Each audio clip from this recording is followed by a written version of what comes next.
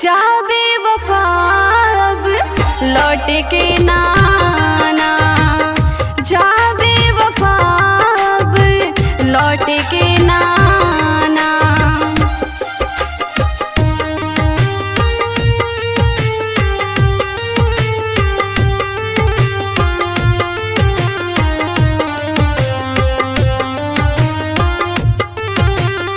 Music by Jaswant Kumar.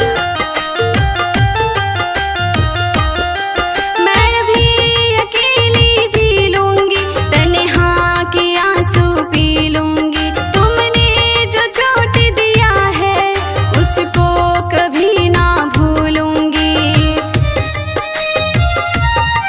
मैं भी अकेली जी लूंगी, तन्हा के आंसू पी लूंगी। तुमने जो चोट दिया है उसको कभी ना भूलूंगी। मैं भूल जाऊंगी, तुम भी भूल जाना, जा बेवफा हो, जा बेवफा अब लौट के ना आना, जा बेवफा अब लौट के ना आना।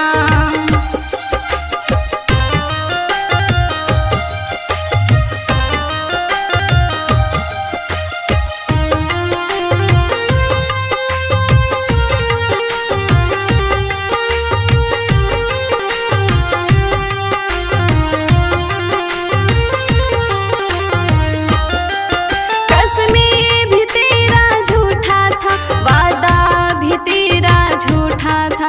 चाहते कि क्या करूं बातें, इरादा ही तेरा झूठा था।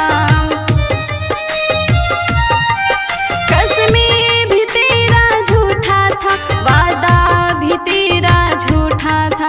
चाहते कि क्या करूं बातें, इरादा ही तेरा झूठा था। ख्वाबों में आके कभी मुझको न सताना, जा बेवफा